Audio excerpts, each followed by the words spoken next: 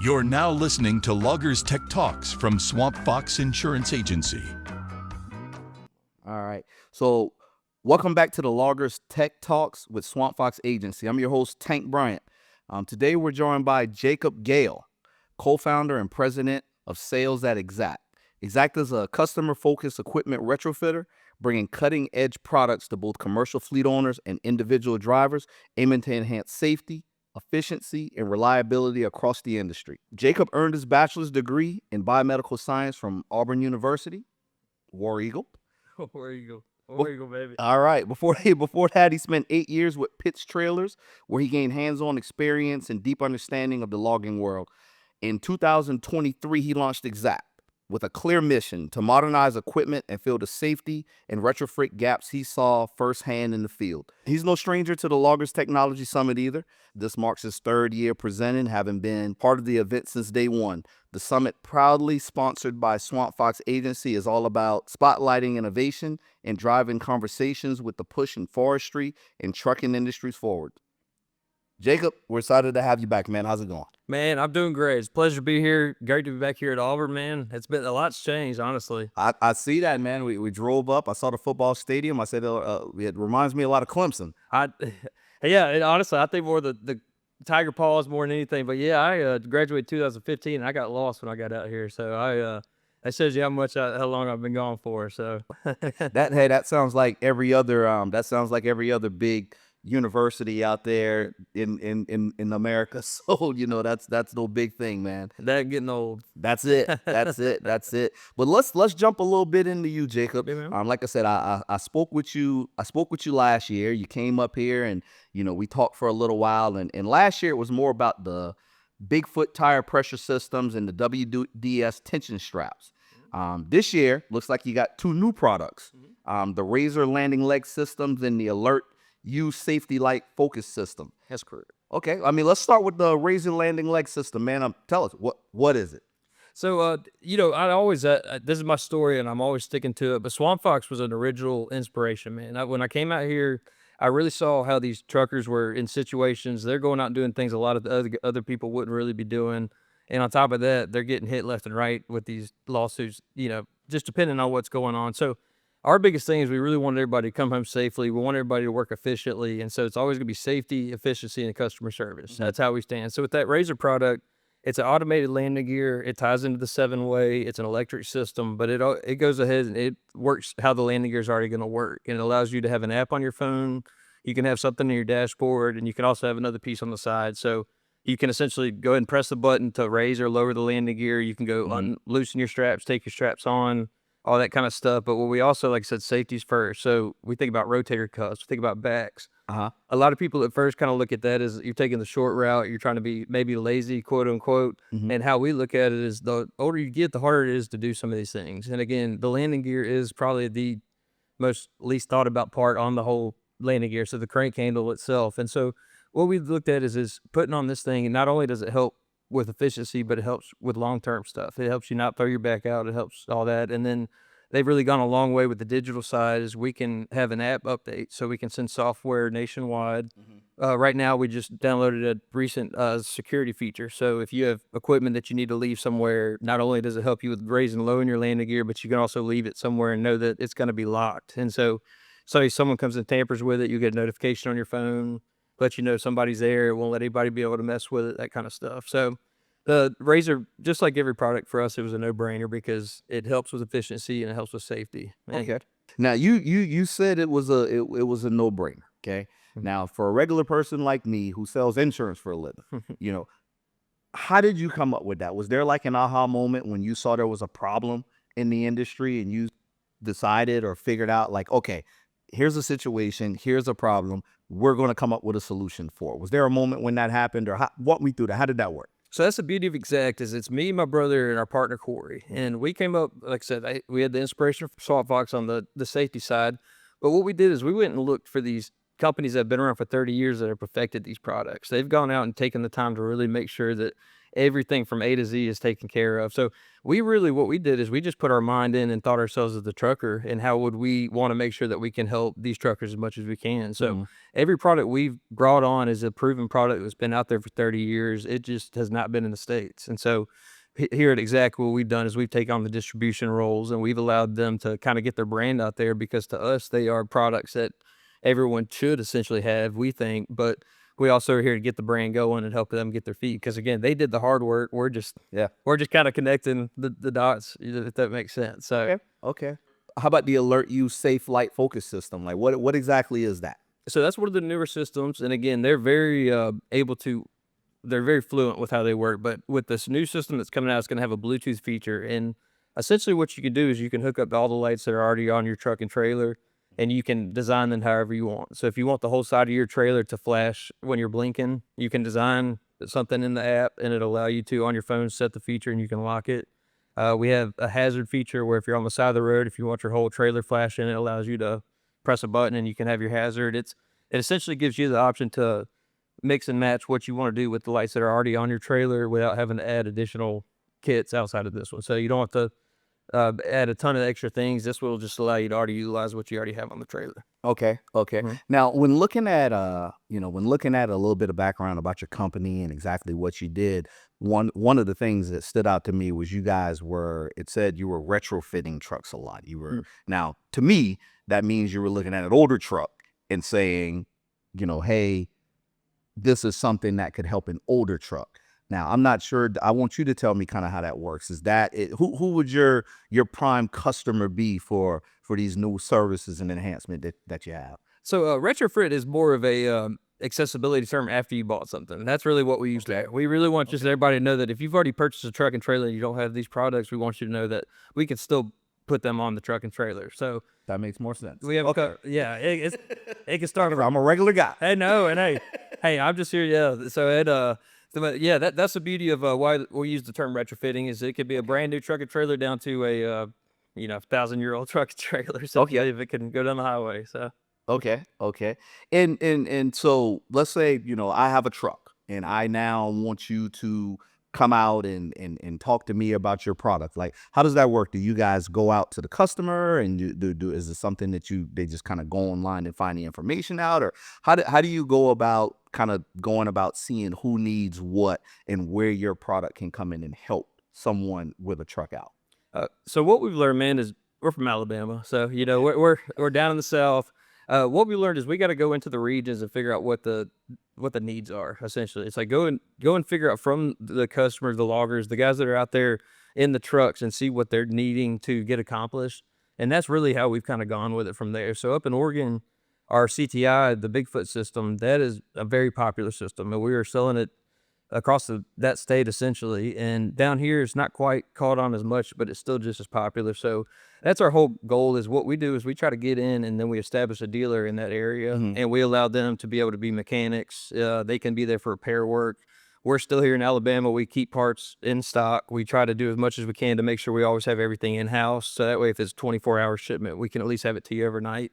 But then you have a local person you can take your piece to. So we go region to region, see what the need is, establish a dealer, and then from there we just see what the needs are. And each product kind of, like I said, they're all Swiss Army knives a little bit. They just sort of end up becoming a lot of different manifolds of help. So okay. And do you guys do so you send it out to the dealer does the install, or who does that? So we do training. We want everybody to be as comfortable as possible. So we're out there hands-on as much as we need to be. We ideally want the dealer to start learning how to do the installs themselves, so that when they get requests for it, they don't need us to come out every time, but we're always more than happy to. But yeah, our role model is we try to go train the dealer, get them comfortable, get them on their feet, allow them to start taking on the orders, the deals, all that stuff, and then they just come to us for questions or any problem, like troubleshooting. So okay. Now, so this weekend we're at a loggers summit. So a lot of what we're talking about and a lot of what we're doing is going to be geared towards loggers. So which product had you made the most visible impact in day-to-day logging operations? So far, man, it's got to be the Bigfoot system. Okay. It's really the first product we brought on. Bigfoot has done an incredible job. It's based out of New Zealand. It's been around for about 30 years. And we've seen loggers that have been out there for 30 years and they just put it on 6 months ago and they said they'd never go in the woods without it again. So as someone who truly is wanting to go try to help a truckhead loggers, that right there alone tells you what product's really speaking for itself. Again, they all are, but with the Bigfoot system, we've gotten a ton of great feedback because these guys have been in the woods their whole lives and they're coming back telling us that not only are they getting out of places they were normally getting stuck, they're able to save on their tires, they're able to save some fuel, but then we get compliments on how their back doesn't hurt anymore. It's less fatigue on the body, it's less fatigue on the truck, equipment. So it's definitely been our most popular, but as a whole, again, each of our products, they all kind of have their own popularity in a sense, but as a logger out in the woods, and especially up in Oregon, when you are looking straight downhill back to back, we've had some very good testimonials from our customers out there. So Okay, and that actually led into my next question. I mean, you've been out there. You've probably been in some gnarly places out there. Testing these things out and seeing how they work, and making sure these guys are using them properly and understanding what they. Can you tell us about the first time you witnessed one of your system being used in a real logging or trucking operation? I mean, what did that moment feel like? So I think, and honestly, I'm gonna speak for my brother on this one because he's had a little more cooler experience than me. But they went in at 90 psi, and he said it was like going in on ice skates, truthfully. And you're sitting there, you can barely keep any traction. And they dropped it down to 55, 45 psi, and they said how it just grabbed the ground was remarkable. He said just the feeling there instantly was the game changer. So for me, there's been situations where you have people actually on the side waiting for the skidder to come pull them up a hill. And I've been with drivers where they can press the button down off highway, loaded, unloaded, and they can get right up the hill, no problem. So I've just been able to see drivers truly get out of situations that I don't think they even would have tried to even face before without the CTI system. So, and again, Bigfoot has been just incredible. It's great to watch these drivers feel safer out in the woods, and it also allows them, again, the last thing we want anybody to do is be broken down out in the middle of the woods. And with this, it gives them at least that one bit extra chance to get through a tough situation. I know here in Alabama, we got more rain than we've seen in a long time. So it's just situations like that where we want everybody to get home safely at the end of the day. And the Bigfoot does a great job with that. Okay, and what's the biggest misconception out there about retrofitting these older rigs? I mean, what's something folks don't realize about what you guys are doing in the way you're installing your equipment? So the best way to put it is a lot of people will have their ways of doing things, and all we really try to do is just show that there's a much more efficient way to do things that you can still get the same thing accomplished. So we've had a lot of people tell us before they go in the woods, they'll get out manually air down their tires. And so they're essentially doing what the product's already offering, but it's a little hard to break a habit sometimes if you're used to doing things the same way. So it's just trying to understand the concept of being able to press a button and naturally all tires go down to the same PSI at the same exact time without any kind of stopping, any kind of just slow down any production. Because we know at the end of the day, it's how quick can you get to the woods and how quick can you get to the mill, and then vice versa, and then do it all over again. And Absolutely. So that's really where we just try to show the hardest hurdle. To long story short, is just showing that by the press of a button, you can be off the highway with even more traction, saving your tires and getting in and out quicker than you would with the habits that you're used to doing. If that makes sense. So Yeah, and I mean, and like I said, I hear the stories all the time. On the insurance side, I'm more of telling guys just the basics of hey, don't do this, don't do that. I'm the bad guy in this situation. That's right. You're the good guy in this. Well, that's what we're trying. We need a Kate that says something, but that's essentially what we're trying to be, man. We want to be the good guy that really no one has to look to yet. It's like we want to kind of come in and just have that solution if we can help it. Absolutely. Now, have any of the ground crews or safety officers given you any feedback on how your products improves visibility or safety? Hey, so with the alert you safe, the light features there. Again, that's a newer feature that we're bringing on, but it has so much potential and so much great feedback because again, it just allows you to use what's already on the trailer. But again, we all are about keeping these trucks as visible as possible. So that one's been incredible. Again, we go back to the efficiency with the Razor landing gear. That one is probably one of our favorites too, as far as just what we can offer these fleet owners in terms of helping these older drivers that have been out there for a while. You got a lot of people that, like I said, don't want to change how they've been doing it. And a lot of people even tell us the way they get some exercise is doing the landing gear. And so, and we're also being told, we don't touch it that much. But what we'd like to see is once it's on the trailer, how much they actually end up or either just avoiding the landing gear or they actually really are dropping more than they realize. So that one's been a big feature for us. And then we really like like I said, security option that offers, and it allows you to leave precious cargo if you need to Absolutely. in a situation. Absolutely. And we talk a lot to, I've talked to guys that's been in the industry for, 30 years, and I've talked to guys that's been in the industry for 30 days. You talk to the guy that's been driving truck, because since his granddad, and he's 65 years old, 55 years old. He's been doing this for 20 years. And then I talked to the guy that's 23 years old. He's bright-eyed and bushy. He's ready to go. He's just ready. Yeah, he's ready to go. He's used to playing PlayStation. Got his new truck. That's exactly. Yeah. Absolutely. Well, let me ask you this, man. I mean, you specialize in safety tech that enhancing human-driven fleets. How do you strike the balance between automation versus the operator?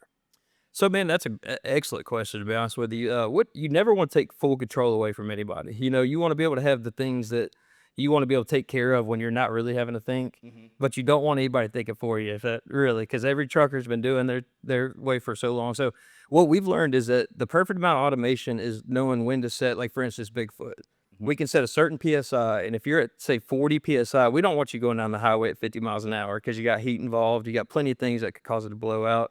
So we correlate miles per hour with that. And what that allows you to do is if you drop that low, you can only go to a certain speed before you're going to automatically upshift. So in case you're caught up thinking about the day, thinking about how you can't wait to get out of the woods, or it's the last run of the day, or you're just waking up that morning, the automation really comes into play because it allows you to not have to think in certain situations. And then with the landing gear, for instance, too, it allows you to be able to untie your straps by the press of a button. You can get everything else done. And so by the time that's done, the landing gear is ready to go.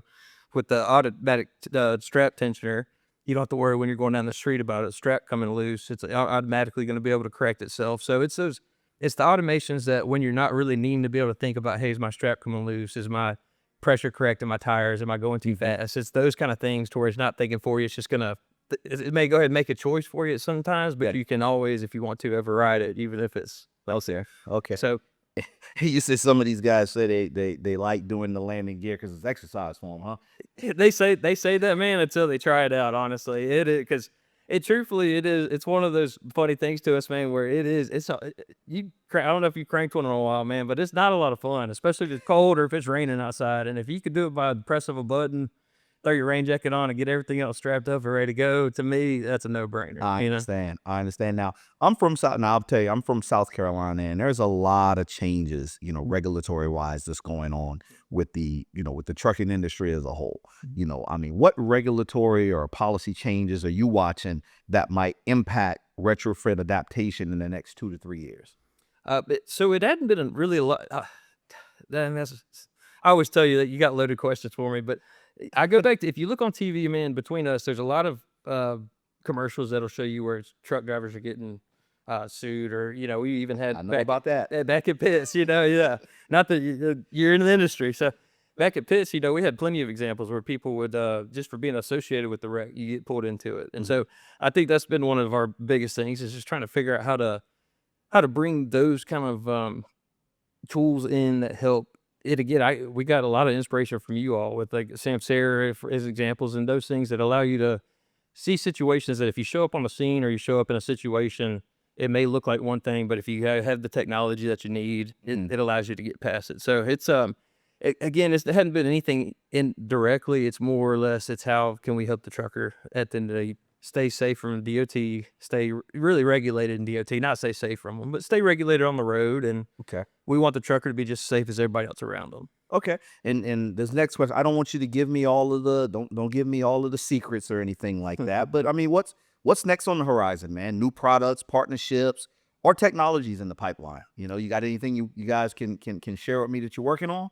I've got some secrets that I can't tell you about, but we also do have, what we here at XACTT, we are very visionary. We're very future forward thinking. So the sky's the limit here. We want to continue to grow our portfolio, but truthfully, we want to keep growing these brands too. We feel like they're only a couple years ahead of their time. And so we're just kind of here making sure they get established. So whether it is making sure that they get established like they need to properly if they want to consider manufacturing in the States. That could be a move we look forward to, but we also want to just continue to grow our portfolio so that we can just be an all-in-one list that you can come to from A to Z as far as safety needs, efficiency needs, anything like that. So Okay. What trends are you guys keeping an eye on as far as logging and the trucking industry evolving?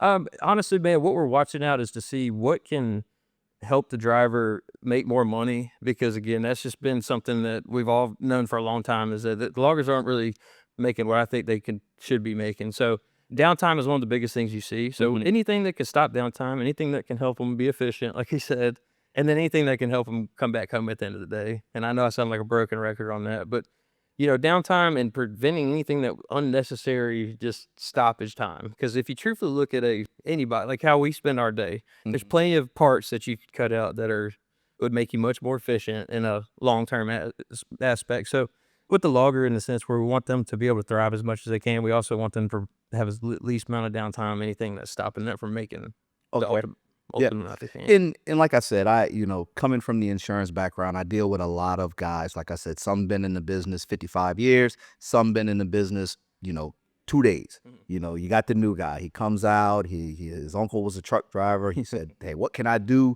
to make some money, get a job, take care of my family? Well, you know what? I heard truck drivers do pretty good. I'm gonna jump into it, and I'm gonna get into it. And I'm assuming at some point that was you. You had to start somewhere.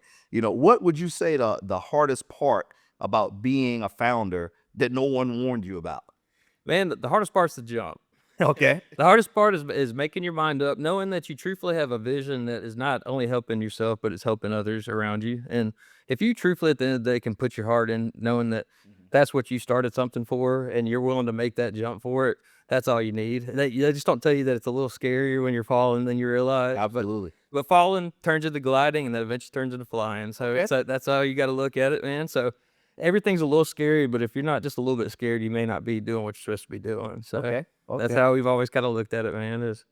Okay, I like that. I'm stealing that. Hey, you can have it. I'm taking that one. And most, you ask most kids, what do you want to be when they grow up? They want to be a doctor, a lawyer, an Indian chief. Very rarely do you hear, I want to be a truck driver. You never hear, I want to retrofit trucks with safety features. What's the best advice someone ever gave you about leading in a blue collar industry?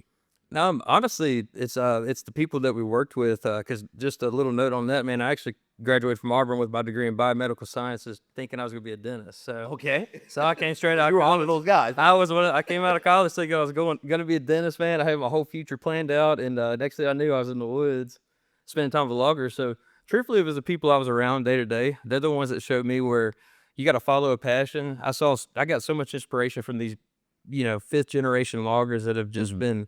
It's ingrained in their blood. They're so dedicated to it. And we also, if you look around, we need these workers. Absolutely. We need these people in the world. And I think a lot of people don't understand that sometimes. And so I think after I realized, okay, dentistry is not my thing, I found this new world that just I didn't realize was out there, and just fell in love with it. So I think it's something where from day one, I just wanted to be able to spotlight these true heroes out there that the whole country really does rely on, but probably don't get as much credit as they deserve. Like I said, you guys got a pretty extensive lineup right now. I mean, between Bigfoot and WDS and Razor and Alert You Safe, what's your favorite to install? What's the one that you like to see on that truck? Oh man, I can't pick a favorite because we're all family now. The Bigfoot is a little more. There's more to it, and I'm not a mechanic. I was under a microscope more than I was a truck. So growing up, man, I'm not a mechanic. I always tell mechanics that, and they give me a hard time for it. But the Bigfoot's a little more cumbersome. But man, they're all great. Truthfully, it's the feedback from the customers, and I know that that sounds a little cliche, but it's after we get each of these systems, no matter which one it is, once it's on, it's the customer feedback that keeps us going back. So it doesn't matter what kind of sweat or tears we got to put into either of them. They're all fun to get on, because everybody ends up being so thrilled once they get going. So okay.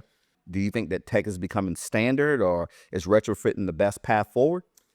So man, what I think tech is going to become essential. I think especially fleet owners, anybody with more than one driver under them, they need to be able to know what's going on. They need to be able to know where their drivers are. So I think it's a necessity. I also just think that there's mechanical ways that we can combine the two, that it's not just throwing a computer on everything. There's a lot of things that again, with the landing gear. It's a bunch of metal and gears and all that together with chips and, processing things that are almost like a computer, but no screens, if that makes sense. So it's that perfect combination of, I think tech is essential because we need to know when people are out in the woods and only satellites can locate them. We need to know they're safe.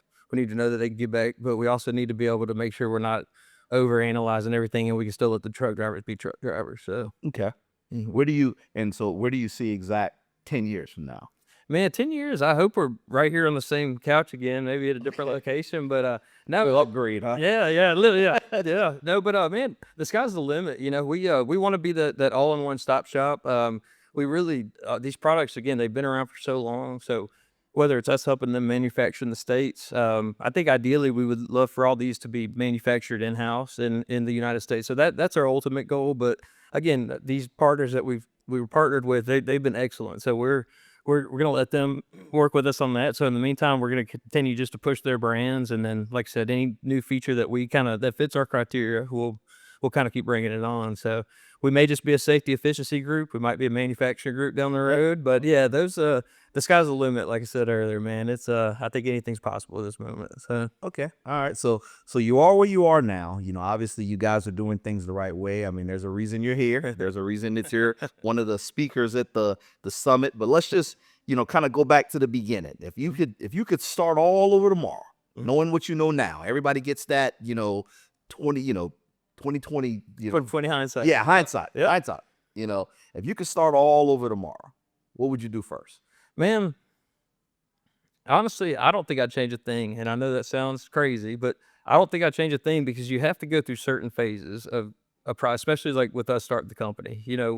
You have to learn certain things at certain times, and you can't learn them from reading a book. You can't learn it from going to school, and you honestly can't learn it from being out in the field the whole time. It's each phase has been its own beautiful little process, and so I don't think I'd truthfully change anything because I feel like I'd miss something if I did. So and again, when you look at these, Phil Knights and these Steve Jobs, these people that really have done Warren Buffett's, it's like they'd rather go back to those early stages. And so that's kind of, I think, what my brother and my partner Corey, what we really hold on right now is we're trying to cherish these moments because there's so much uncertainty, but we see so much potential, and we thankfully had some great growth over the past couple of years. So it's just that combination of the thrill. And so I don't think I'd change anything because the story's still unwritten, and it wouldn't have been anything like I would have written where we are now. So, yeah, I know you probably want a better answer than that, but I think that's I'd stay exactly where I was. Hey, no better answer than the one you gave. That's the one we want. So just, I know this might be a tough one. One word that describes the future of trucking. I think it's going to flourish. Honestly, it's essential. It's a necessity, and I know you said one word, but flourishing.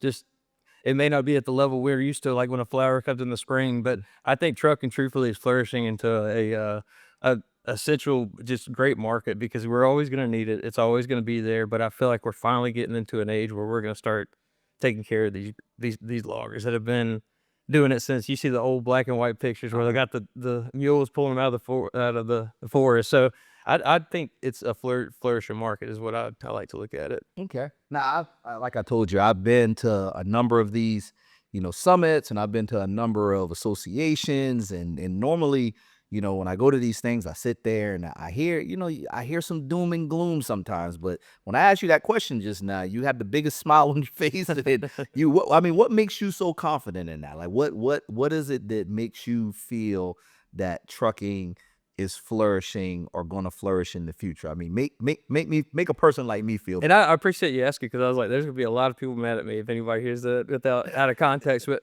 truthfully, it's something where if you watch again, it's not only the fifth generations, but it's the brand new ones that are. It's from the top to bottom, however you want to describe that properly.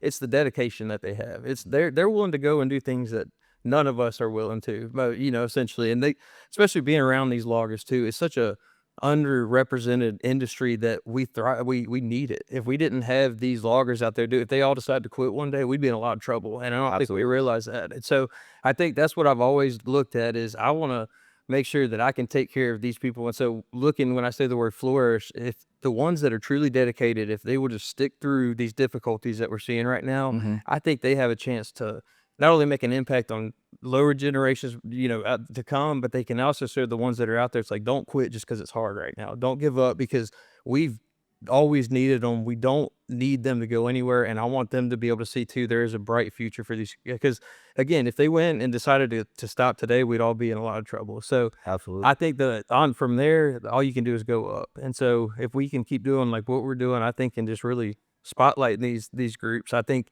they can't help but go up from here. And so again, it's a necessity industry. No, it's not going anywhere, and I think it's finally about to be noticed, hopefully. So Okay. All right. Well, that's there we go. So one more time, Jacob, Gayle, tell us where we can find you at XACTT. Tell us how we get in contact with you. Let us know everything we need to know about, where I can find XACTT. So you go to XACTTLLC.com, and that is X is an X-ray, but it's XACTT with 2 T's, and that's LLC.com. And again, that's XACTT with 2 T's, LLC.com. You can also email me at jacob@XACTTLLC.com. But yeah, we very friendly website. If y'all have any problems too, we're always willing to correct the website pretty quickly too. So we always love feedback. But yeah, that's where you can reach us. And we've got tabs for everything. We have direct messaging, and again, you can also reach me out at my email as well. So Okay. Well, I do appreciate your time, man. One more time, Jacob, Gayle. Hey. Exactly. But once again, we appreciate you coming in here and speaking with me today, and I look forward to hearing from you again tomorrow. Tomorrow, you speaking tomorrow? Yes. Tomorrow. All right. Well, I look forward to hearing from you again tomorrow at our annual trucking summit. Jacob, Gayle, man, Auburn University, War Eagle. Yeah, War Eagle, baby. Hey, thank you so much, Tank. I appreciate you, man. Thank you, Jacob. Thanks for listening. Be sure to hit that follow button on YouTube for more great content from Swamp Fox Insurance Agency. And I don't know if this will be aired, but you got a pretty big award last year that I don't think we really we didn't celebrate enough. You got a Hall of Fame, I believe, or you got inducted into a I've done a few things. Mr. Bash. I remember you got back from, I think it was some kind of ceremony you'd gotten last year, and I want to say it was a high school induction. That was a couple years ago, but I talk about it like it was yesterday. Is it going that by? I guess time is going by pretty quick, I guess. Yeah. Absolutely, man. Well, I appreciate you remembering that. So